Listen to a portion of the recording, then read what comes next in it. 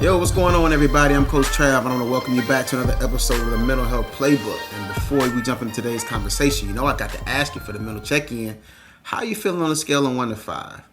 Let's normalize checking in with ourselves and just seeing how we're doing. And let's normalize checking in on our friends too. If that person or if a name crosses your mind, don't be afraid to just send that text. Don't second guess it, because you never know. Your message could be very, very timely for them. So let's normalize doing that, man. Reaching out and just checking in and seeing our friends and see how they're doing, because it means a lot and it goes a long way. So hopefully you're feeling well. Hopefully your week's off to a great start. I know we got a lot going on. The thing that's going on around that I've seen is just a freshman move in or college move in. So parents are taking that road trip, dropping the kids back off to school. Some parents taking their kid to school for the first time. And that just made me reflect on, the freshman drop off that I had with my parents, man. Me and my mom got on a phone call earlier this week, and we just reflected on that moment, and it was pretty cool, man. We definitely had different experiences because it was a long ride from South Florida to Washington, D.C., and I remember how I felt. I was super excited, but I was also nervous. One of my best friends was going to be my roommate, so that was something I already knew. My brother Antoine Rutherford ended up coming to Howard with me, and he was somebody that I played high school ball with, so there was some familiarity there. But I just remember being overly excited, but also nervous about the conditioning test that was waiting for me. Just all of the things, man. I was excited to be on my own, and it was just a beautiful feeling. But my mom, on the other hand, man, she was ready to be sad and thinking about, her baby boy was going off to school for the first time. And just that family dynamic of that personality missing from being in the house, it just kind of changed things up a little bit. And so that made me think about things from the parent's perspective. How does it feel, dropping your kid off to college for the first time and sending them off, you know what I mean? So that was definitely a thought that kind of formulated the idea for today's episode. But also wanted to take a moment to reflect for a second on this past weekend, man. I had the opportunity to attend the second annual Moms Conference in DeSoto, which was pretty major. It was a group of, women who decided to have a conference just to talk about, what it is to, for their athletes, for their sons or their daughters, what it means for them to be athletes and how they could be supportive as parents. Because there's a lot of different things that goes on in sports that they may not know about. So they invited, experts and professionals to come in and just drop some tidbits on, what they should expect as parents and how they could be supportive. And that formulated an idea for me because sometimes when I was training athletes and coaching, I could remember feeling like some parents would struggle with being just a parent. So if I'm coaching and I'm pushing your child, it was unnecessary for you as a parent to be on the gate, being an additional coach, right? Because in that moment, the best thing for you to be is a parent. And sometimes we forget that, sometimes we get caught up in being an additional coach, and sometimes you can get caught up being a fan. And Coach Trav got to play for that. And I want to address that in today's episode. So for today, this one's for the parents. All right, let's get into it. So when thinking about the recruiting process and how amazing it is, for families and everybody's involved, it's like, it's nothing but pure joy, excitement. I know for me and my family, we got a chance to travel for the first time on a plane, during our recruiting trip. And it's a beautiful thing, man. Signing day, all of those moments, being recruited, the phone calls, and just the overall general excitement. But, everything kind of changes, once you arrive on campus.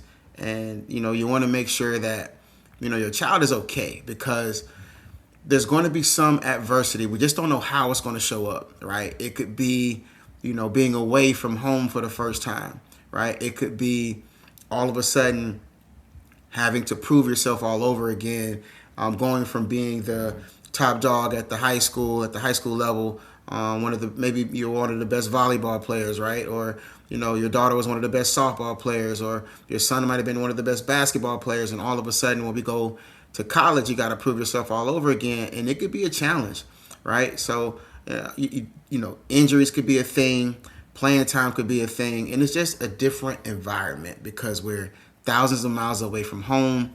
The weather can be an issue. It's just a lot of different changes, and the thing I know I struggled with was just finally making it. Like I finally made it to college, but then all of a sudden, like there was a fire, the fire that I always had when it came to competing and playing sports. Like it wasn't there, right? And it's something that reminded me that I think a lot of athletes we deal with in private, like in secrecy, where all of a sudden the love for the game, something might happen where our love for the game gets challenged, and it's something that we know we can't, we know we can't always go to our coaches about, right?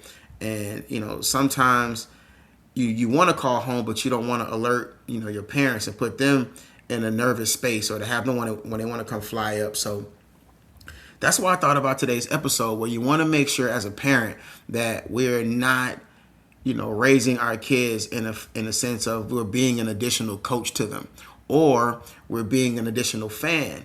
Because in those moments of adversity, you want to make sure your child feels comfortable enough to have an open conversation with you about what they're dealing with.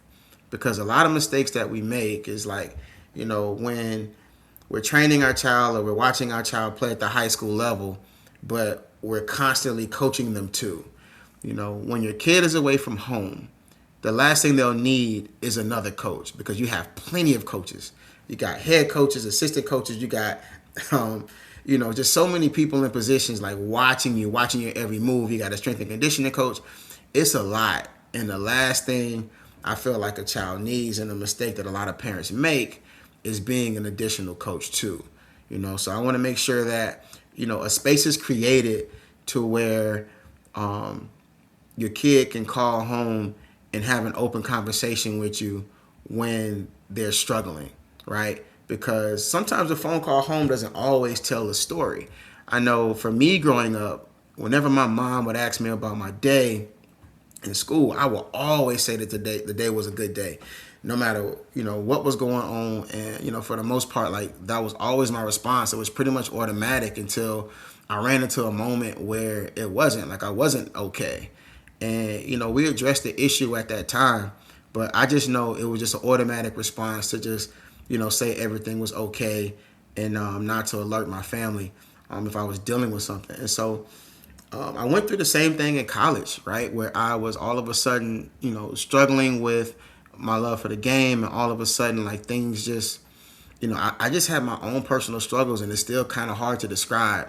But one thing my mom would always say to me was that I could always come home. And that was something that was never in the cards for me. Like I refused to be that kid who came home, who, said like I got homesick or I failed out of school and I just couldn't make it. Like I did not want that to be my story. But my mom was always that person that reminded me, like her saying that was a reminder that, hey, I'll always love you no matter what. So that's what those words felt like to me.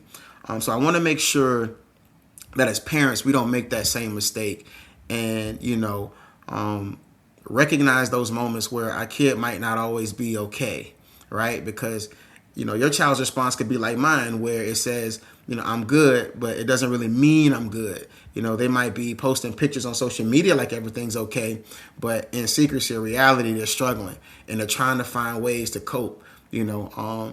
Social media in general always like shows a different story. That's just kind of, what it's become, where people are always showing the best signs of life and that things are always good, but in private, we have our own struggles. They could be surrounded by teammates every day and still feel alone. Maybe they're struggling with all of a sudden having to, not being a starter or being a backup or something like that. So there are different challenges that, different athletes face when we go off into college. And the last thing we need is, thinking about calling home and talking to another coach, because we're constantly being evaluated, and, we're making that mistake to my child, won't open up to me. And we can't figure out the reason why. And I just wanted to share, like, that's partially the reason. I don't need another evaluation. I don't need somebody to tell me to push through. Like, I just want to be able to have an open conversation, right? And these are some of the things that I noticed, while I was training kids. Like Coach Jerry and myself would have a sandpit Saturday workout, and sometimes we'd get parents who would be a little bit overzealous and, as a coach, I already know what I'm putting the child through is something very challenging.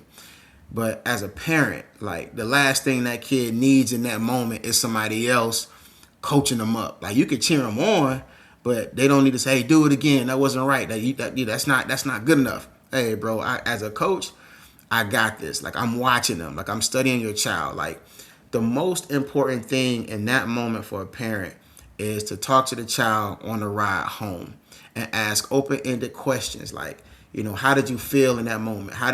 Was there ever a moment you felt like you wanted to give up? Was there ever a moment you felt like, you didn't have it in you? Like, how did you feel? And then ask them, how did you feel when you overcame? So when you overcame that challenge, see, moments like that on the ride home is where you create or start to have a dialogue and you create a relationship with your child where you're not a coach, you're not a fan, but you're in a position to be a parent because you want to make sure that your child has a space where they can open up and talk to you about the things that they're dealing with.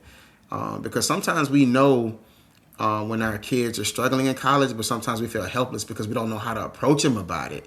You know what I'm saying? You're so used to your kid being, the top athlete, but you're not used to talking to them when they're struggling with something.